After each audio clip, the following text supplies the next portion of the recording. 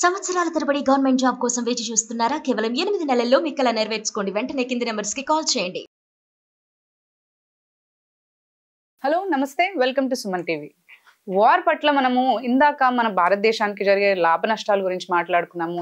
ఈ వార్ వల్ల పాకిస్తాన్కి ఎలాంటి నష్టం ఉంటుంది అండ్ ఇది రియాక్ట్ అవ్వడం వల్ల వాళ్ళకి ఎలాంటి లైక్ వాళ్ళ రిసోర్సెస్ కానీ వాళ్ళకి ఆర్మ్ ఫోర్సెస్ కానీ లేదంటే వాళ్ళ ప్రాణ నష్టం కానీ ఎలాంటి పరిస్థితి వాళ్ళు ఎదుర్కోవాల్సి వస్తుంది అనే విషయంపై ఇప్పుడు మనము ఎక్స్ ఆర్మీ సోల్జర్ మధు గారితో ఈ విషయాలన్నీ కూడా మాట్లాడదాం. హలో అండి మధు గారు, నమస్తే.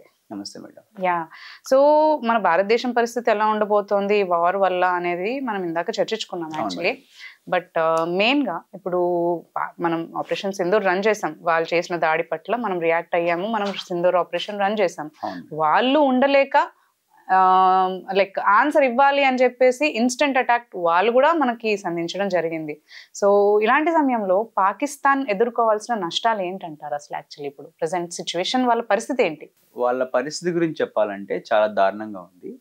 గడిచిన 10 ఏళ్లలో వాళ్ళ ఆర్థికంగా చాలా నష్టపోయారు. రీసెంట్ టైమ్స్ లో ముఖ్యంగా ఈ 10 years నుంచి ఒక స్థిరమైన ప్రభుత్వం లేకపోవడం, గ్లోబలైజేషన్ ని వాళ్ళు అందుకోలేకపోవడం. ఎలా ఉంటుందంటే అండి, నేను మీకు ఇందాక ఒక మాట చెప్పాను, ఏ దేశమైతే ఆర్థికంగా అభివృద్ధి చెందుతుందో ఆ దేశమే ఆయుధ సంపత్తిని సమకూర్చుకోగలుగుతుంది. కరెక్ట్. ఎక్స్ప్లోజివ్ ఏదైనా ఇట్స్ వెరీ హై కాస్ట్ అండి. అది సబ్జీ కాదు పోయి తెచ్చుకోవడానికి. ఎయిదర్ మీరు క్రియేట్ చేయాలి, మీరు టెక్నాలజీ ఉపయోగించి తక్కువ ప్రైస్ తోటి, are you have to import from the other country. So import అంటే తెలుసు ఎంత ఖర్చు అవుతుంది. అవును. సో ఈ 10 ఏళ్ల క్రితం ఏవైతే వాళ్ళు కొనుగోలు చేసి పెట్టుకున్నారో, ఎప్పుడైతే 99 వార్ తర్వాత వాళ్ళు ఏవైతే సమకూర్చుకున్నారో అవే ఉన్నాయి తప్ప రీసెంట్ టెక్నాలజీ వెపన్స్ వాళ్ళ దగ్గర ఏమీ లేవు. అంటే మనం వింటుంటాం కదా, వాళ్ళు they are experts in preparing their own weapons in their own places అని వింటూ ఉంటాం. సో దానివల్ల కూడా ఖర్చు ఏమైనా తగ్గించుకోవచ్చు? అదే, ఇప్పుడు వాళ్ళు ఖర్చు తగ్గించుకొని మన టార్గెట్ ని హిట్ చేసేంత పెద్ద వెపన్స్ వాళ్ళ దగ్గర ఏమీ లేవు. ఓకే. వాళ్ళు సమకూర్చుకున్న వరకు బాగా సమకూర్చుకున్నారు అప్పటి వరకు, ఆ తర్వాత వాళ్ళ దగ్గర లేవు. ఇప్పుడు అవి ఖతం అయిపోతే వాళ్ళకి బ్యాకప్ లేదు. 2, నష్టం అని మీరు అంటున్నారు కదా, అసలు ఆల్రెడీ వాళ్ళు ఆర్థికంగా నష్టపోయారు. రాజకీయపరమైనటువంటి ఒక పెద్ద నష్టాన్ని వాళ్ళు చవి చూస్తున్నారు. That is called Balochistan movement. Okay. అదేంటి అంటే, బలూచిస్తాన్ అనే ఒక ప్రావిన్స్ ఇరాక్కి, ఇటు పక్క ఆఫ్ఘనిస్తాన్కి బార్డర్లో ఉండేటువంటి ఒక రాష్ట్రం. ఓకేనా? సుమారు ఒక 40% భూభాగం అంతా కూడా, పాకిస్తాన్లో ఉండే 40% భూభాగం అంతా కూడా బలూచిస్తాన్ ప్రావిన్స్లో ఉంటుంది. సో అక్కడ ఉన్నటువంటి ఒక ప్రత్యేకమైన బలూచి జాతి ప్రజలు మాకు సొంత దేశం కావాలి అని 1917 నుంచి వాళ్ళు పోరాటం చేస్తున్నారు. ఎప్పుడైతే రాజకీయ అస్థిరత్వం మరియు ఆర్థిక పరమైనటువంటి ఇబ్బంది కలిగిందో పాకిస్తాన్కి, వీళ్ళు రైజ్ అవ్వడం మొదలుపెట్టారు. వీళ్ళు చాలా యాక్టివేట్ అయ్యారు. రీసెంట్గా మార్చ్ 2025 ఈ సంవత్సరం మార్చ్లో ఒక ట్రైన్ హైజాక్ చేశారు. అరౌండ్ 400 to 500 ప్యాసింజర్స్ ఉన్నటువంటి ఒక ట్రైన్ ని హైజాక్ చేయడం జరిగింది కెట్వా నగరం నుంచి. సో అంటే చూడండి వాళ్ళు ఎంత బలంగా తయారవుతున్నారు. అండ్ ఆఫ్ఘనిస్తాన్ రీసెంట్ కాలంలో పాకిస్తాన్కి యాంటీ అయింది అండ్ బలూచిస్తాన్కి బలమైంది. ఇవన్నీ కూడా వాళ్ళకు ఇప్పుడు బలూచిస్తాన్ మూవ్మెంట్ అనేది కొరకరాని కొయ్యిపోయింది వాళ్ళకి. మనందరికీ కామన్ గా మాకు తెలిసింది ఏంటి, ఆఫ్ఘనిస్తాన్ పాకిస్తాన్ ఫ్రెండ్లీ అని. పాకిస్తాన్ ఫ్రెండ్లీలో కూడా ఇది ఒకటి ఉందంటారు. ఎగ్జాక్ట్లీ. సో ఇదంతా ఎట్లుంటదంటే, మనం ఇప్పుడు ఇది వాడు ఎన్ని రకాలుగా నష్టపోతున్నాడు అంటే, ఒక పక్క ఆర్థికపరమైన నష్టం, రాజకీయపరమైన నష్టం. కొన్ని రోజులకు బలూచిస్తాన్ మూవ్మెంట్ బలపడి, నిన్నటి న్యూస్ ఒక 20 మందికి పైగా పాకిస్తాన్ సైనికుల్ని చంపి కెట్వా నగరంలో ఉన్నటువంటి పాకిస్తాన్ మిలిటరీ బేస్లని ధ్వంసం చేసి ఆ కెట్వా నగరాన్ని వాళ్ళు స్వాధీనం చేసుకున్నారు. It is a heart of the Balochistan. మన హైదరాబాద్ లాగా. ఓకే. ఇది BLA, Balochistan liberation army. Okay. ఇంకేంటి, స్టార్ట్ అయిపోయింది కదా. ఇప్పుడు ఈ టైంలో ఇటు ఇండియాని ఫేస్ చేయాలన్నా, అటు బలూచిస్తాన్ టీంని ఫేస్ చేయాలన్నా, ఇదంతా పాకిస్తాన్కి ఒక హెడేక్. చాలా తీవ్రంగా నష్టపోతారు వాళ్ళు. సో ఇప్పుడు పాకిస్తాన్ కి యాక్చువల్లీ బయట దేశాల నుంచి ఎక్కడి నుంచో థ్రెట్ లేదంటారు. ఇంటర్నల్ గా వాళ్ళ ప్రదేశంలోనే వాళ్ళకి థ్రెట్ ఉందంటారు. యాక్చువల్లీ వాళ్లకు ఆల్రెడీ అదొక పెద్ద థ్రెట్. ఫార్చునేట్ ఏంటంటే we are not helping the BLA. ఎందుకంటే ప్రపంచ దేశాలన్నీ కూడా బిఎల్ఏని ఒక టెర్రరిస్ట్ ఆర్గనైజేషన్ గా గుర్తించాయి. ఓకే, మరి మన దేశం కూడా ఆ మాటకు కట్టుబడి ఉండాలిగా. We never support any terrorist groups. You know that already and people know that.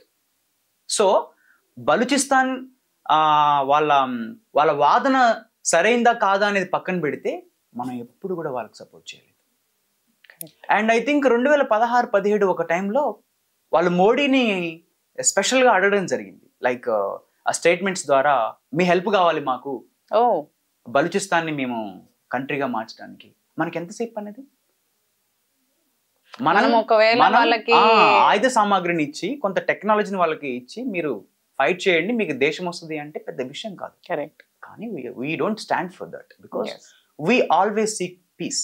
మనం పాకిస్తాన్ ని నష్టపరచాలని ఎప్పుడు లేదు.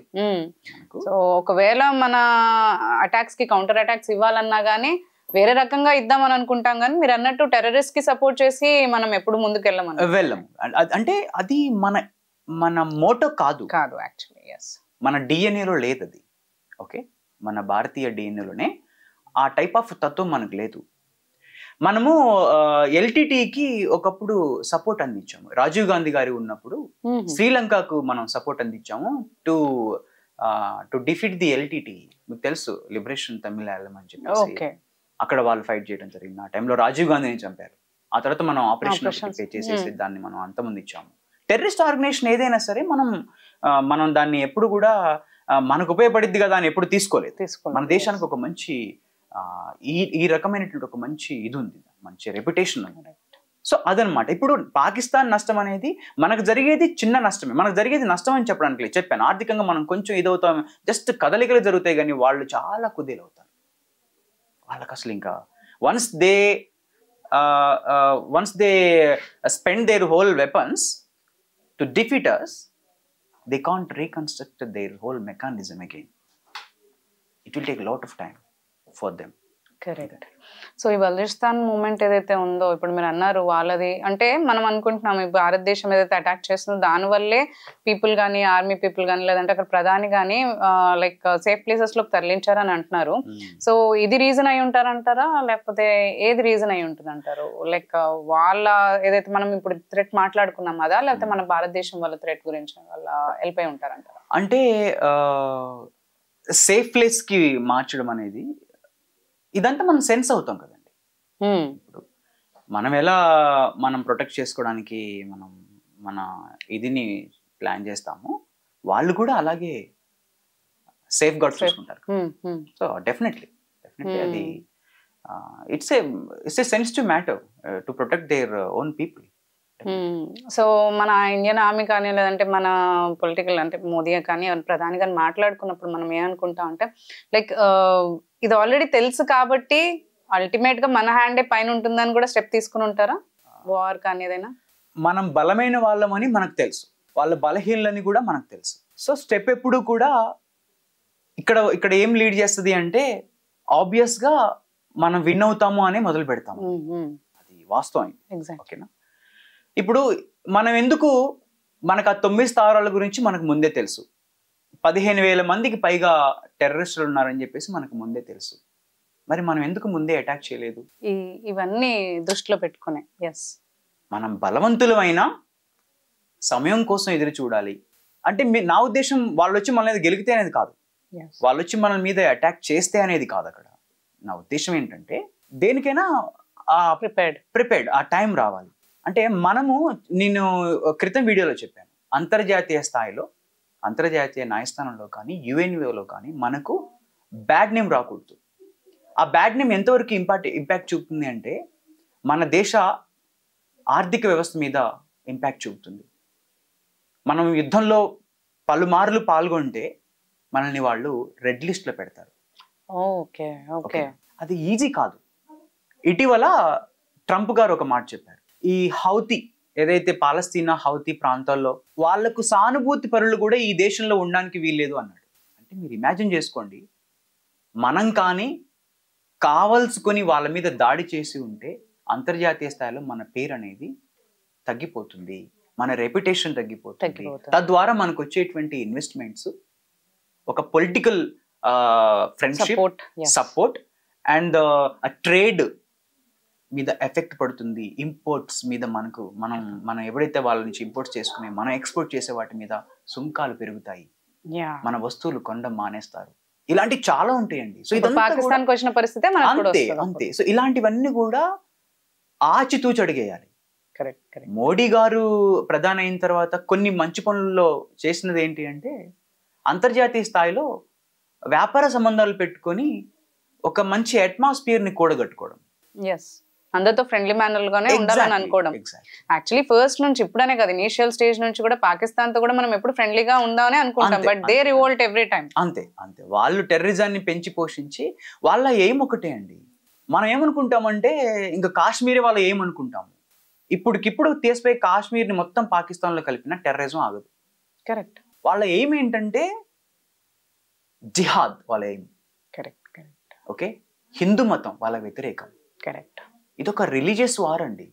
దీన్ని ఏదో మనం ఏదో ఆస్పెక్ట్ లో చూస్తాము, ఒక రిలీజియస్ ఎమోషన్ వెనకాల ఉన్నటువంటి నిజం చెప్పాలంటే అది అత్యంత దారుణమైంది. సో అది అది అది ఉండకూడదు. అది ఏంటంటే అది ఎలా రూపుమాపుతుంది, దానికి ఒక మంచి ఎడ్యుకేషన్ కావాలి. కరెక్ట్. దానికి ఒక ఎడ్యుకేషన్ రిసోర్స్ ఉండాలి, ఎడ్యుకేషన్ ద్వారా ఉపాధి ఉండాలి, ఉపాధి ద్వారా ఆర్థికంగా స్థిరత్వం రావాలి.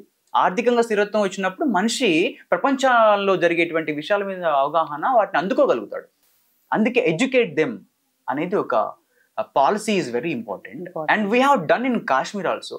కొంతవరకు మనం చేయగలిగాము, ఇంకా చెయ్యాలి. నేను కాశ్మీర్లో పనిచేసినప్పుడు నేను అక్కడ సుమారు 4 సంవత్సరాలు నేను రాష్ట్రీయ రైఫిల్స్ లో పనిచేశాను. Complete anti terrorist area, anti terrorist squad లో పనిచేశాను. అప్పుడు అక్కడ స్థానిక పిల్లలకి స్కూలింగ్ ప్రాపర్ గా లేదు. ఉన్న స్కూలింగ్ ఉర్దూలో ఉంటుంది, అది కూడా మదర్సాల్లో ఉంటుంది. మదర్సాలు టెక్నాలజీ టీచ్ అయ్యవు కదండి. మదర్సాలో మత బోధన మాత్రమే ఉంటుంది తప్ప వాళ్ళకి పాపం టెక్నాలజీ ఎడ్యుకేషన్ అండ్ వాళ్ళు బయటికి వెళ్ళి ఉద్యోగం చేసే ఎడ్యుకేషన్ ఉండదు కదండి. సో ఇలాంటివి కొన్ని మతపరమైన ఎడ్యుకేషన్ వల్ల కూడా, అది హిందూ మతం కావచ్చు, క్రిస్టియన్ మతం కావచ్చు, మతపరమైన విద్య మీకు వాటిని ఏమంటారండి, ఆధ్యాత్మిక పనికి వస్తుంది. కూర్చొని తపస్సు చేసుకోవడం తప్ప తిండి పెట్టదు. కరెక్ట్. సో ఇదంతా కూడా రూట్ లెవెల్స్ లో నుంచి మనం దాన్ని చేయాలి. దీనిపైన ఫోకస్ చేయాలి. Government should focus on this. But rather than spending money to drop the bombs, we have to spend lot of money to educate our children for upcoming. ఇప్పుడు మొదలు పెడితే 30 సంవత్సరాలకు అది ఆ రిజల్ట్ వస్తుంది.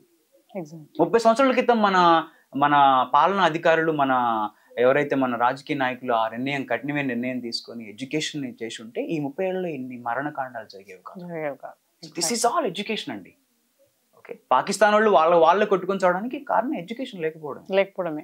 వాళ్ళు మనల్ని చంపడానికి కారణం కూడా ఎడ్యుకేషన్ లేకపోవడం. ఇదంతా వాళ్ళు ఒక అదిలో ఉంటారు, ఎమోషన్ లీడ్ చేస్తుంది. ఎడ్యుకేషన్ మీకు లేనప్పుడు, మీకు మానసిక పరిపక్వత లేనప్పుడు దాన్ని వాళ్ళని ప్రిపేర్ కూడా అదే చేస్తుంటారు చిన్నప్పటి నుంచి కూడా. కుల మతాలు లీడ్ చేస్తుంటాయి వాళ్ళని.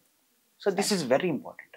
సో నష్టం ఉంది పాకిస్తాన్కి, భయంకరం నష్టం వాళ్ళు చవి చూస్తారు.